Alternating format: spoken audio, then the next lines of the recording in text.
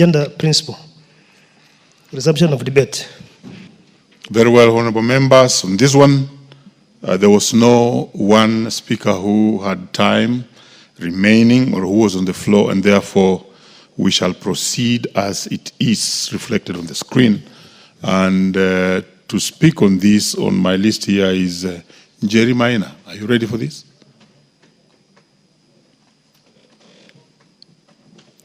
We have Tindi Mwale next.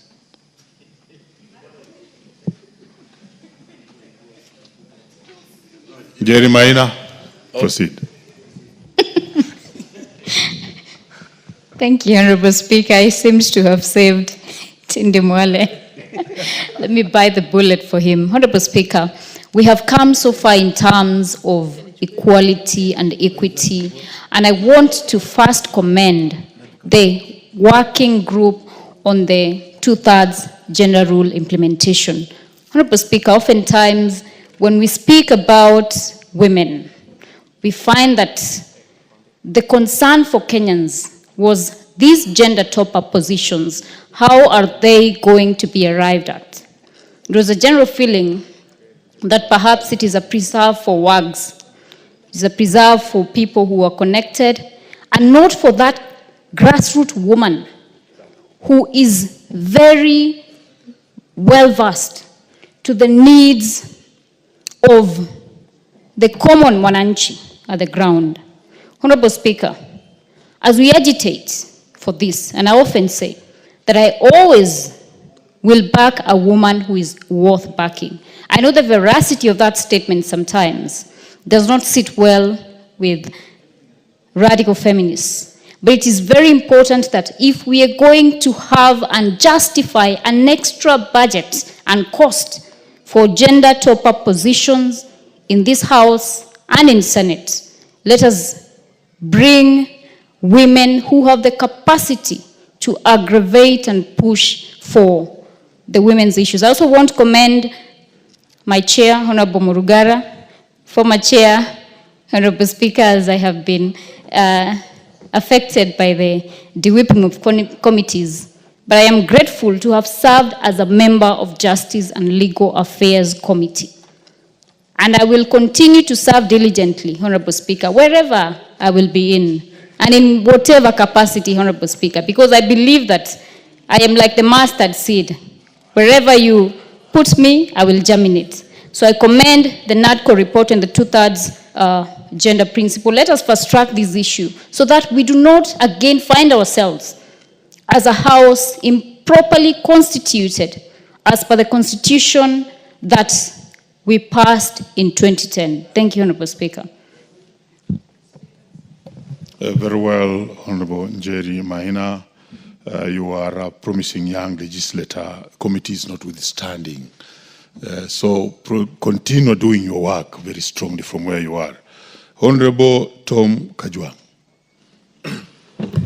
Mr. Speaker, there are several things that arises from this motion, especially the report of the committee, and I may not deal with all of them. I just want to speak from where the distinguished member for Nyeri has left it, and I differ with her, as I've differed and as I've spoken publicly about some of these things. Women issues, in my view, is not 2/3 representation in this House. Women issues are maternal health care. Women issues are capacity building for Mama Mboga to be able to be economically viable in her local environment.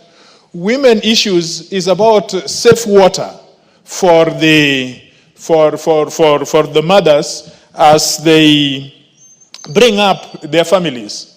Women issues, it is so simplistic in my view, and this is really advanced by the political class, by the elite, who would wish that representation is a woman issue, because those of us who are those of us who are... Yes, Honorable, what's your point of order?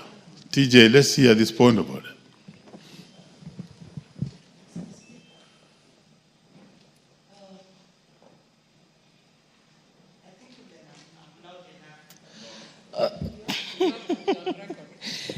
Mr. Speaker, is Honorable Kajwang in order to say that when we talk of the NADCO report, anything that we are legislating is only having women share these seats. And in any case, if we elected women or we brought women to parliament, when you are a leader, you are the voice of reason for your people. We have seen women school principals doing very well. They've done well because they were given a chance to lead in those institutions. Look at Honorable Gladys Wanga. She's doing very well in her capacity. So when we are urging and promoting this NADCO report to have the 2/3 representation, we mean women are peacemakers. With women on the table, we have the discussion. We are very much in order. If we miss the representation of women on the table, our issues will be forgotten, Mr. Speaker. I was having another conversation. Order, Honorable Member. You know, I'm listening to you very carefully. Yeah. Honorable TJ is actually putting forward his story. He has not said all the things that you are saying. So let's allow Honorable TJ to have his story. Proceed, Honorable TJ. Mr. Speaker, I hope you will add me time because I've listened to the veteran member, but I've not heard her advance anything which is out of order. I wish members would rise to speak about things which are out of order, not debates. Because every member, this is a house for debate, and any person is able to put across his or her issues without interruption. But let me, and so in all this, I find that discussing this 2/3 issue is an interesting thing, which we need to think through. Honorable Justice Maraga Emeritus declared that that house, the other house which I served, was unconstitutional and we should have been sent home. I do not know why Honorable Justice Koome is taking too long to declare also this house, because we will never get that formula at all. Because you see, we are trying to get into a situation in which we are forcing the law to do something which is out of ordinary.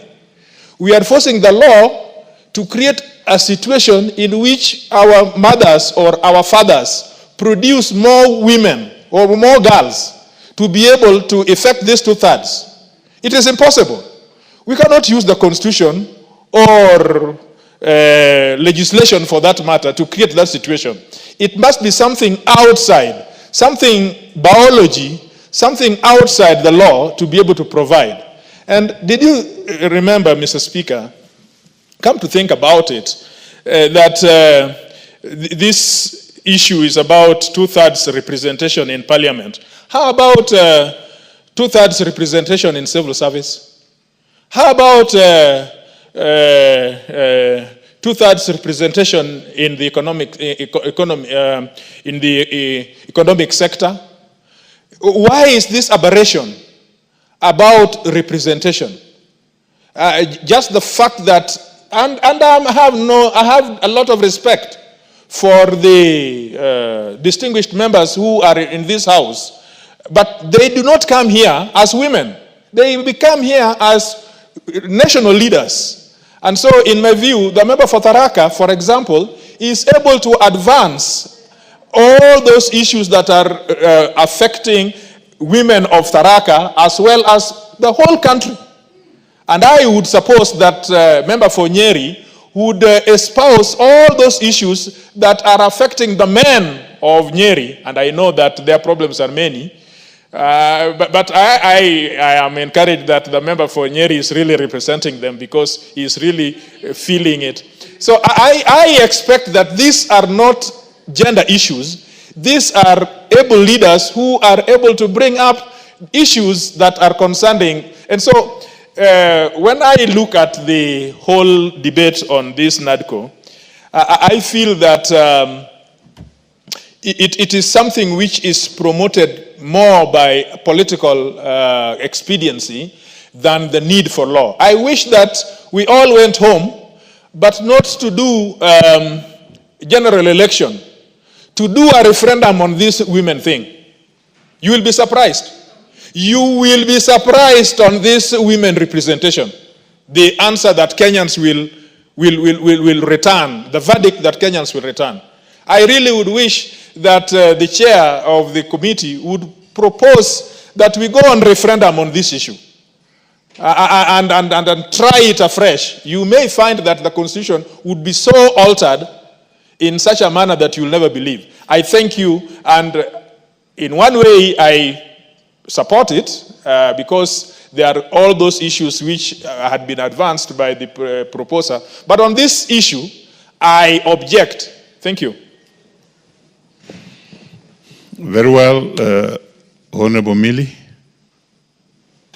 Thank you, Mr. Speaker. Mr. Speaker, of course, I do support the report whole. And just wish to say, Mr. Speaker, I didn't want to start this way, but Honorable Kajwang has forced me to go this direction. First of all, I'm very disappointed that he originally comes from my constituency. I am also disappointed that he is actually our grandson in Kolo Kanyala village in Rusinga Island. I am disappointed that he is my protege as a law student. He actually, together with Honorable Chilo Ayako, used to study my notes. And that's why he has passed and is excellent. So I am disappointed that he has such retrogressive ideas. It means I didn't do my work well, but there is still room. I will do that work to change his mind about this.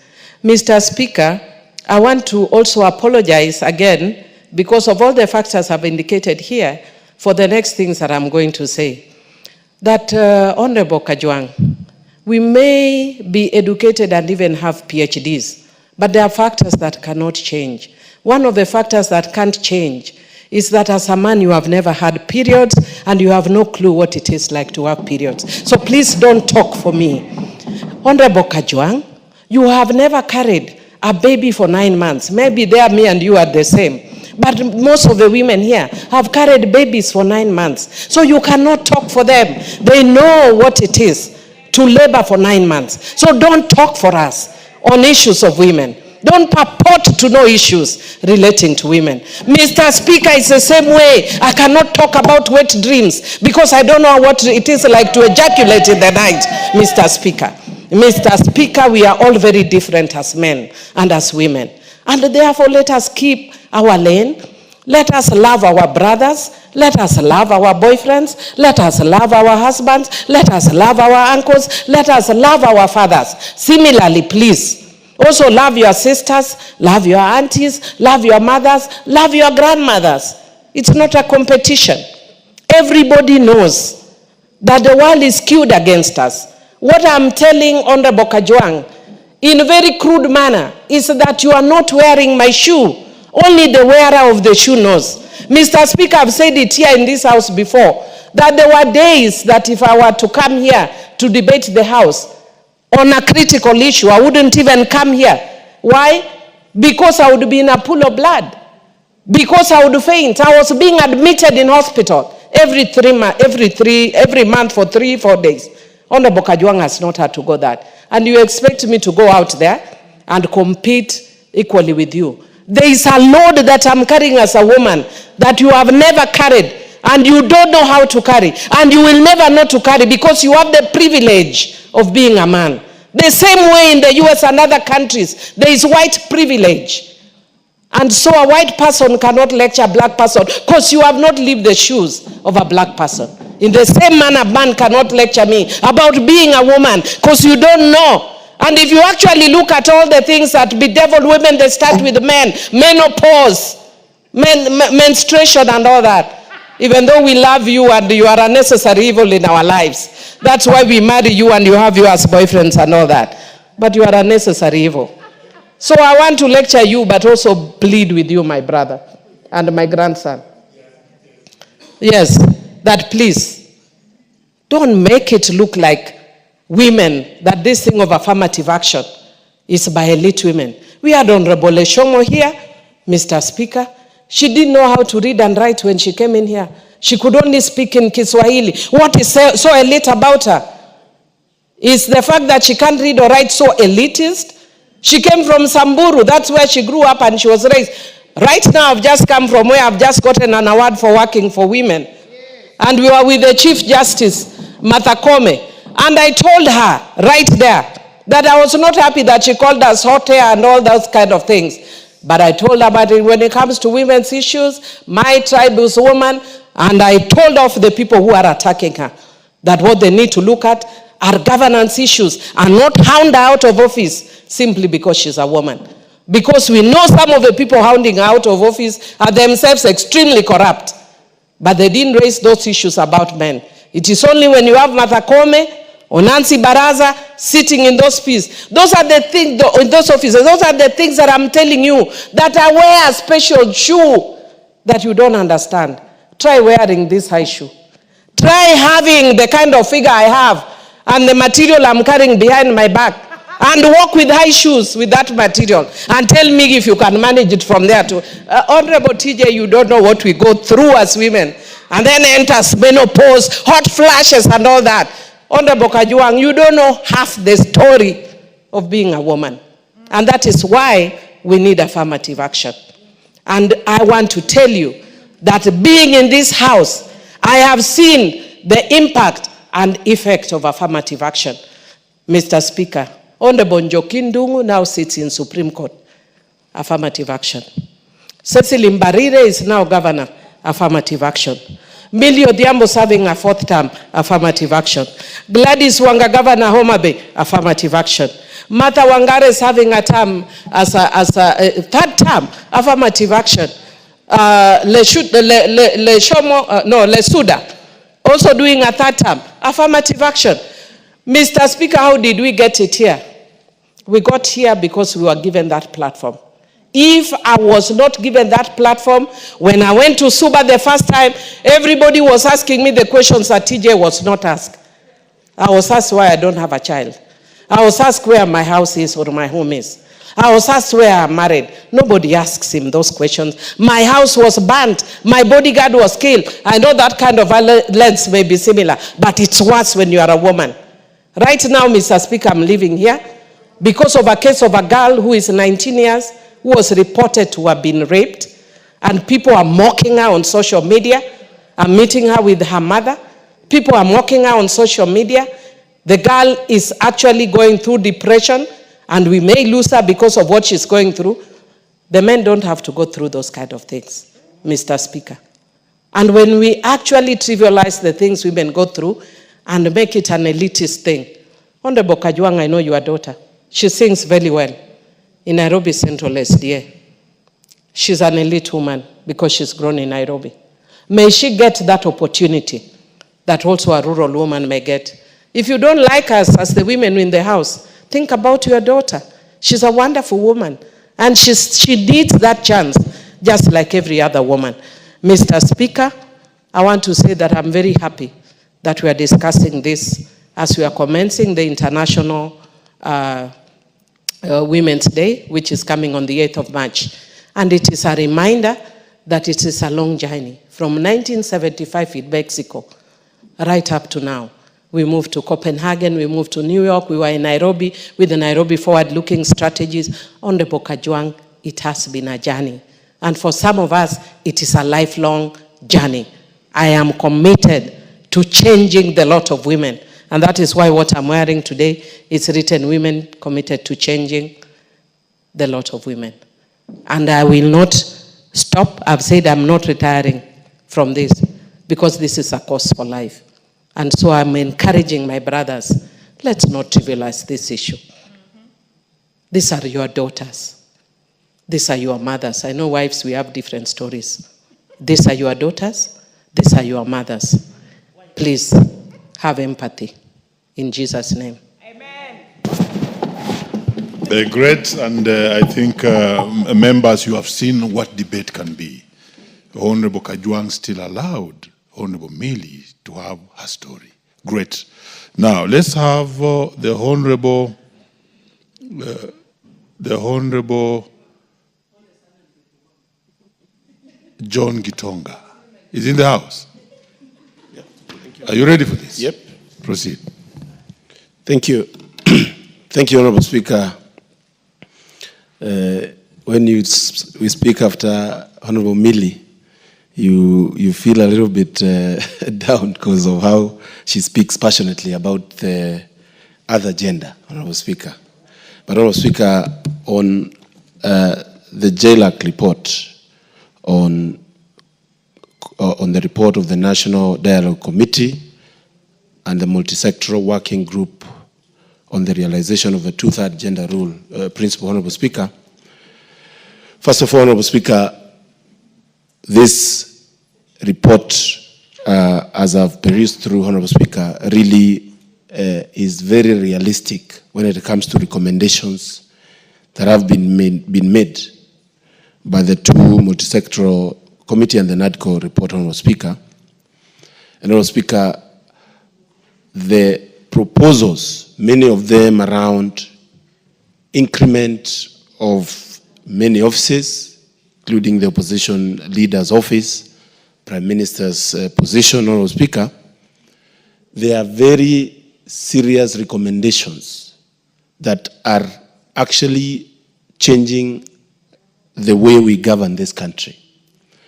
And Honorable Speaker, one of my many interactions with the people, whenever there is an issue that involves increment in the number of leaders of this country, the uproar from the people is actually deafening, to say the least. Currently, Honorable Speaker, because of our current governing system, almost 70% of our resources goes to what I would call recurrent budget. That involves salaries and these other things.